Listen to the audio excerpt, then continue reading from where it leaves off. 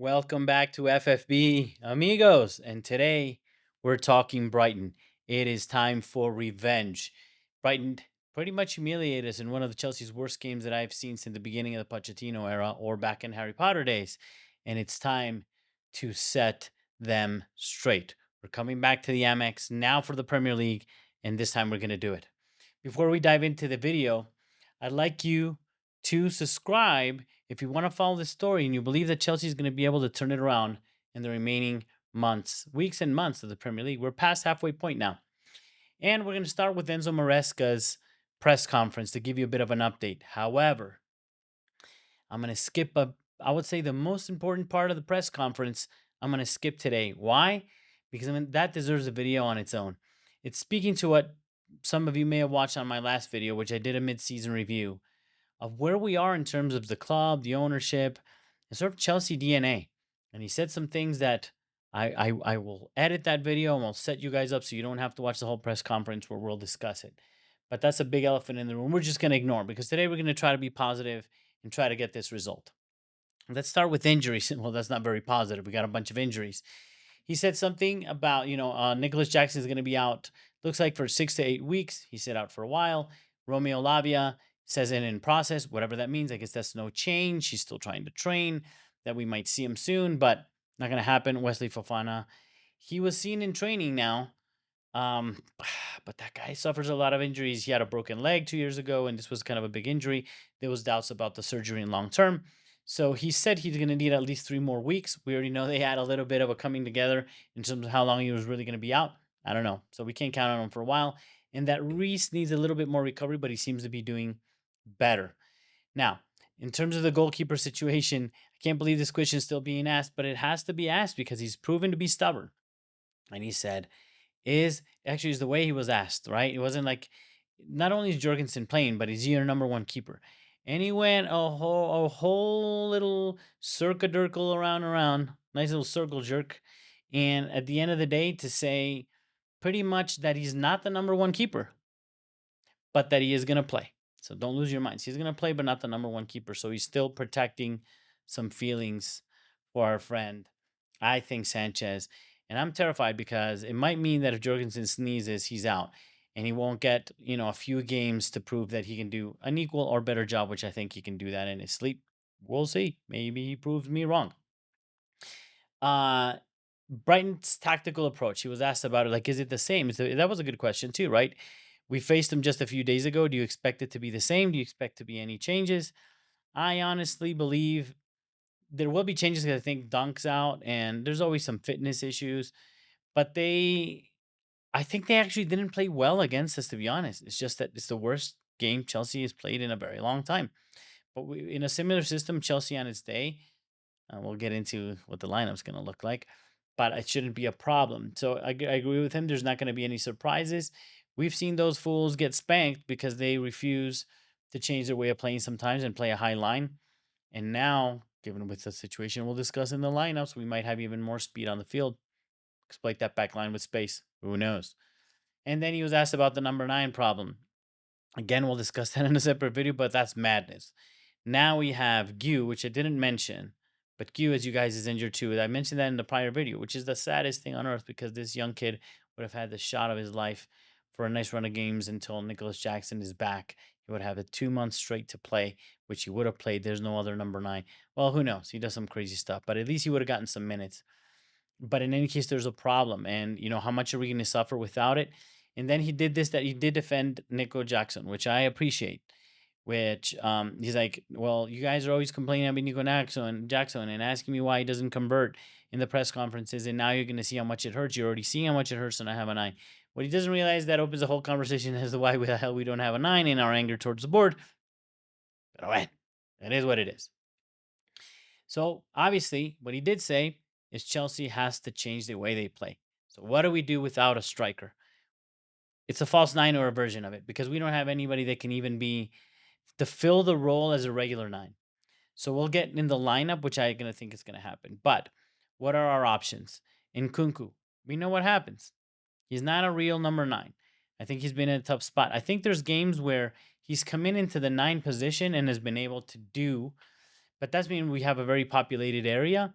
And I think we'll have that with Brighton, but they play a high line. Again, it might be a back and forth and there'll be some space, and that's where he gets lost. So I'm not sure that's the greatest of options, but it seems to, in terms of experience, the only guy who's actually played that position, even if poorly or not in a way that we like it. Eh, Enzo Fernandez, there was some question about that, or one of the wingers, right? He was asked actually in the press conference. We've had Lucho Diaz come in as the false nine in Liverpool.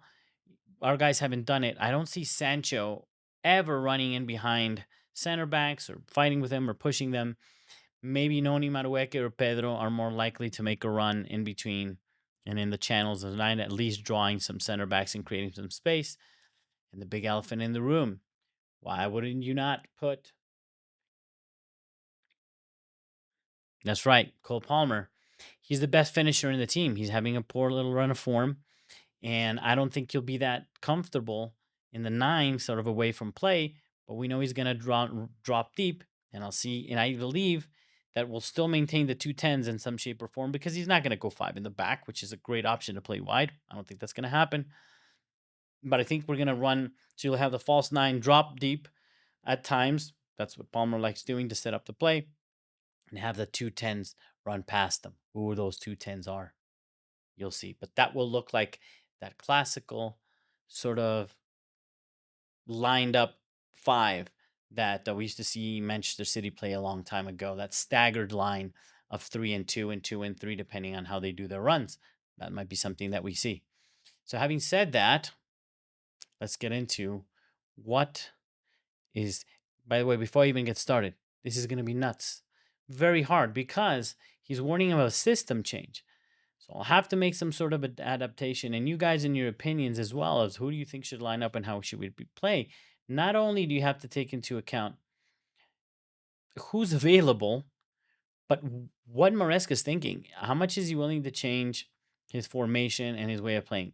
What he's shown us so far, not very much. So I think we'll see something similar, just maybe tactical changes rather than any positional changes. We'll see. So, having said that, let's have a look see at the predicted lineup. So, okay, let's get into this. We have Jorgensen in goal. He happens to be disappeared from the images, but trust me, he's playing. I heard him say it in the conference. Finally, again with that weird comment that I told you guys, but it's okay, guys. It's okay. Jorgensen's in goal. We're gonna play fantastic. Hopefully, all we need him to do is not give away goals. And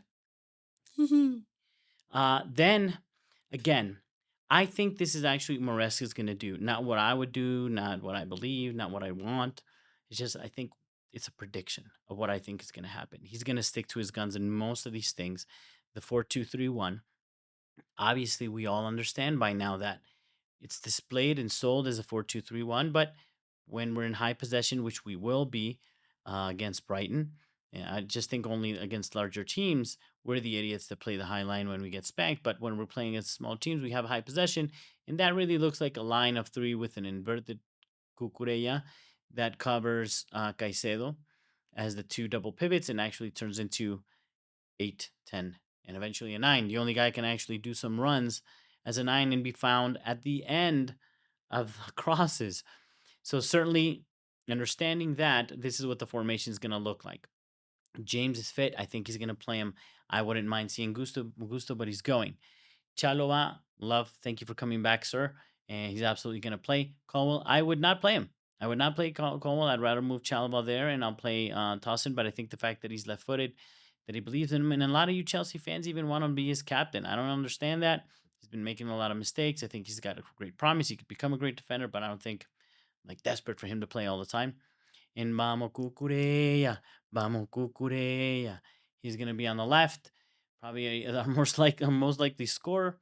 Then Caicedo, the best Chelsea player, probably the best midfielder in the world as it stands today, given that the two City guys, one's injured and the other one's just coming back from injury, which I think are their competition. Because I don't see anywhere else somebody so amazing. Of course, Ecuador, always rooting for Caicedo, but absolutely just a little concerned that he's so exhausted. And I think he's played every minute. He's going to continue to play every minute, and there's no respite for him. There's nobody else that can do the business.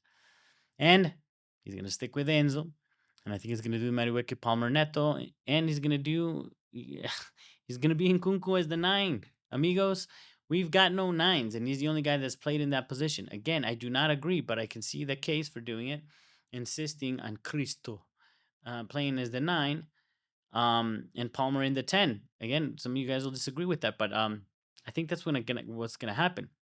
What I would like to see, if you're gonna keep this formation, I would have liked to have seen that we put Palmer either on the right to show a little difference. Which, he's just been stubborn. The fact that he doesn't do that, he already tells you he's not gonna change his ways.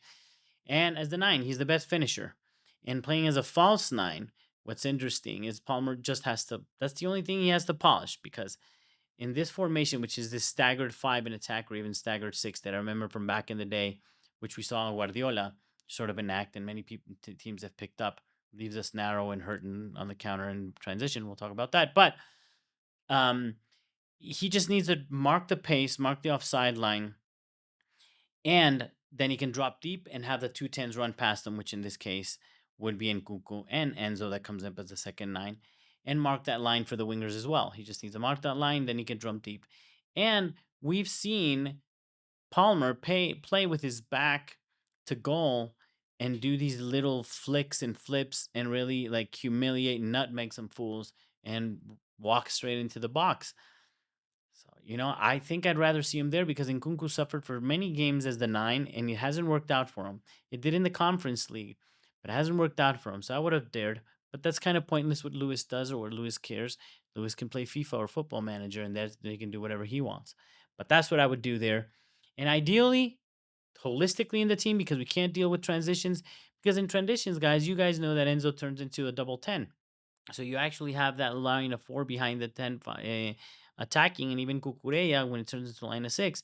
And we just have two guys split, best case scenario, three with Caicedo in front of them, all alone to deal with transition because neither our wingers are great at dealing with that, and none of our tens either.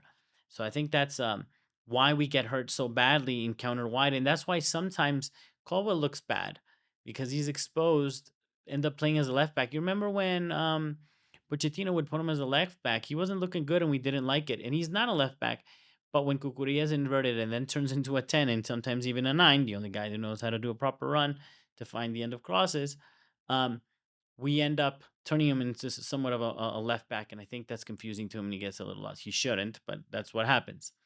In any case, that five in the back would be interesting. Malo Gusto is a great overlapping player. He was probably one of the main reasons why we started having that great part of the year under Pochettino, and I would love to see him again do that. So, again, if he plays in the four, I don't mind, but it'd be interesting to do the back three or back five, however you want to see it, because our wingers are not scoring, and they're just in one case, Madueke just running into legs of players, always making the wrong ball, and then the only change you see here, if you ask me, is going to be Sancho for Neto and Neto for Madueke, but that's sort of variation. There's not much else we've got, so it'd have to be a tactical decision. Tell me in the comments if you actually think Maresca is capable before the end of the season of doing a change and going to a back five or something crazy like that, which at this point is not crazy. Crazy is our transfer policy, but that's a separate video.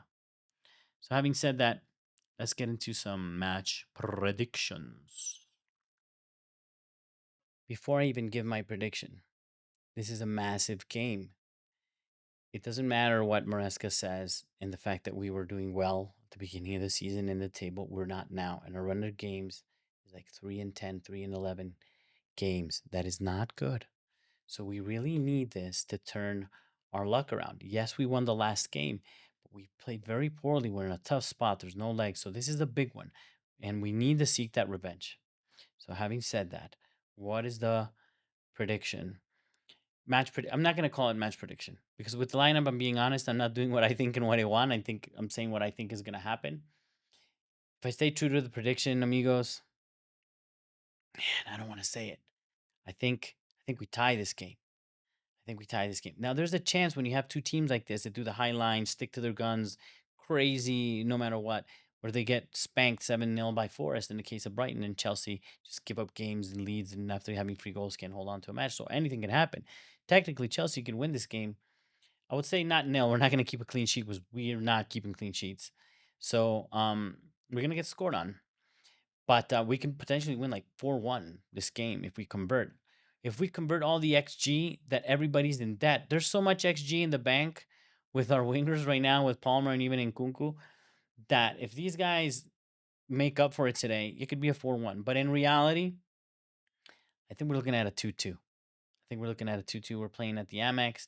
I think they got our number. I think Maresca's kind of out of ideas. And I don't think he's going to do anything drastic to risk getting spanked. He's more about learning the system and people adapting to the system than to winning matches. I know it sounds crazy, but I think that's the case.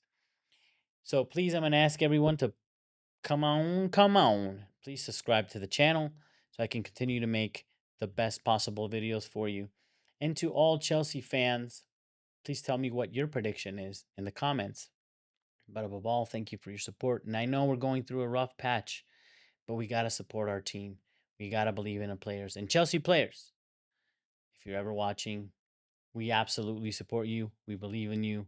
We can turn this around, and we will. So come on, you Blues.